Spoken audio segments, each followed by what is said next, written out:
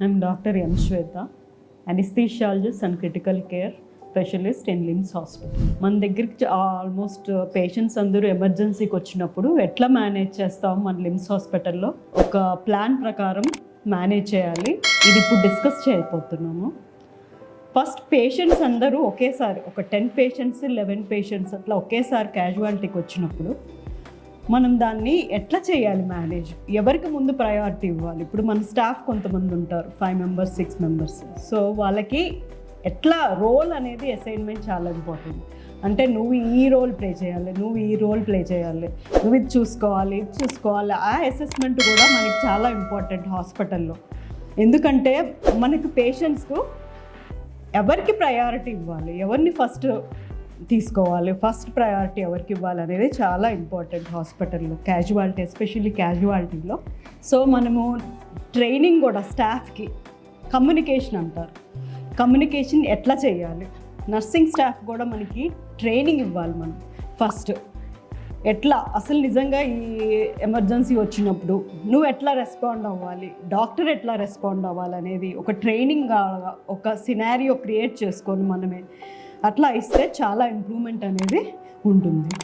First మనము అది డీటెయిల్గా కాకుండా జస్ట్ అదంటారు ప్లాన్ ఆఫ్ యాక్షన్ ఒకసారి మీకు ర్యాపిడ్గా ఎట్లా చేయాలి అసెస్మెంట్ పేషెంట్ అనేది ఇప్పుడు చెప్తాను నేను. ఫస్ట్ పేషెంట్ రాగానే ఎయిర్వే బ్రీతింగ్ సర్క్యులేషన్ అనేది చాలా ఇంపార్టెంట్. సో పేషెంట్కి మనం బయటికి స్టాఫ్ కూడా రికగ్నైజ్ చేసే సైన్స్ ఏంటనేది ఇప్పుడు చెప్తాను నేను. సో మనం పేషెంట్ రాగానే పేషెంట్ కళ్ళు తెరుస్తున్నాడా లేదా, అసలు కాన్షియస్గా ఉన్నాడా లేదా అనేది చాలా ఇంపార్టెంట్. సో కాన్షియస్గా ఉన్న పేషెంట్స్కి అయితే మనం బయటికి ఏం చూస్తాము, బ్రీతింగ్ ఎట్లా తీసుకుంటున్నాడు, అసలు తీసుకుంటున్నాడా లేదా, బ్రీతింగ్ ఎట్లా తీసుకుంటున్నాడు. ఒకవేళ ఏమన్నా నాయిజీగా కొంతమంది గట్టిగా తీసుకుంటారు ఊపిరి, అట్లా ఎట్లా తీసుకుంటున్నాడా లేదా, లేకపోతే ఫీవర్ ఉందా, టెంపరేచర్ ఉందా లేదా, ఇప్పుడు ప్రజెంట్ ఏమన్నా అదే ఎపిడమిక్స్ కానీ డిసీజెస్ కానీ మన లొకాలిటీలో ఏమైనా ఉన్నాయా. తర్వాత గబుక్కని శ్వాస తీసుకోవటం, కొంతమంది పిల్లలు వస్తుంటారు గబుక్కని ఏదైనా మింగేసి గబుక్కని శ్వాస ఆగిపోయింది అని వస్తుంటారు. ఒక్కోసారి ఫిట్స్ వచ్చే వాళ్ళు కూడా వస్తుంటారు.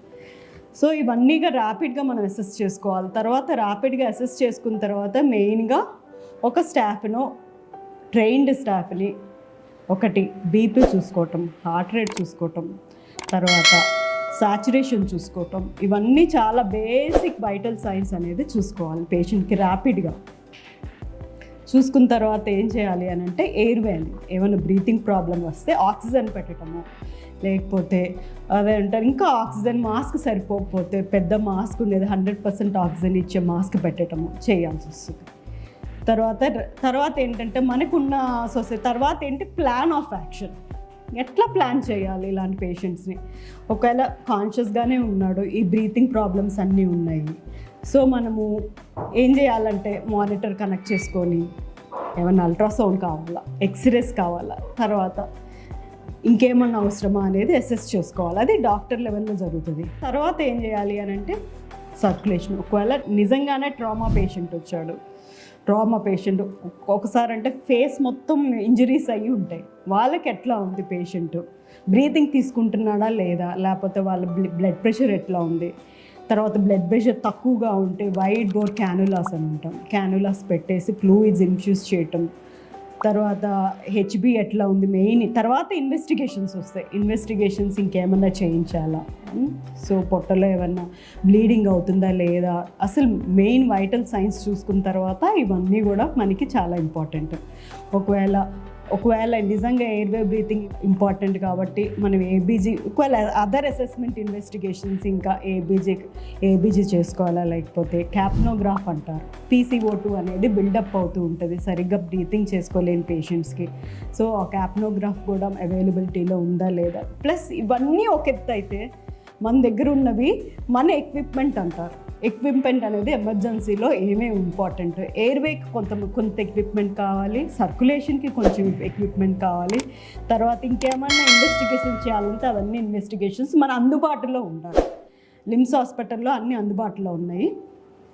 ఏమేం కావాలి అసలు ఆక్సిజన్ మాస్క్ అనేది మినిమం, ఆక్సిజన్ మాస్క్, ఎన్ఆర్బిఎం మాస్క్, తర్వాత సరిగ్గా బ్రీతింగ్ చేసుకోలేని వాళ్ళకి ఎయిర్వేస్, సక్షన్, తర్వాత ఒకవేళ నిజంగా ఎయిర్వే బ్రీతింగ్ లేని పేషెంట్స్కి ఒకవేళ ఎమర్జెన్సీగా ఇంట్యుబేట్ చేయాల్సి వస్తే ఇంట్యుబేషన్ ఎక్విప్మెంట్, ఇవన్నీ కూడా మన అందుబాటులో దగ్గరలో ఉండాలి. ఎమర్జెన్సీ క్యాజువాలిటీలో చాలా ఇంపార్టెంట్. 5 minutes అసెస్మెంట్ రీఅసెస్ చేసుకుంటూ 3 to 4 minutes అంటే 3 to 4 minutesలో అసెస్మెంట్ చేసుకుంటూ ఉండాలి. తర్వాత ఒకవేళ పేషెంట్ నిజంగా పల్స్ రేట్ ఇవన్నీ ఉంటే సిపిఆర్ ఎక్విప్మెంట్ అంటారు. సో మనం కార్డియాక్ కంప్రెషన్స్ ఇచ్చే ట్రైన్డ్ పర్సనల్ కూడా ఉండాలి మన దగ్గర. సో దట్ ఎవ్రీ 2-3 minutesకి అప్డేట్ చేసుకుంటూ ఉండాలి స్టేటస్. సో దట్ మనకి పేషెంట్ లైఫ్ చాలా ఇంపార్టెంట్ కాబట్టి ఆ క్రూషియల్ టైం అనేది చాలా ఇంపార్టెంట్. అంత అసెస్మెంట్ రోల్ కూడా అసైన్ చేయాలి స్టాఫ్కి.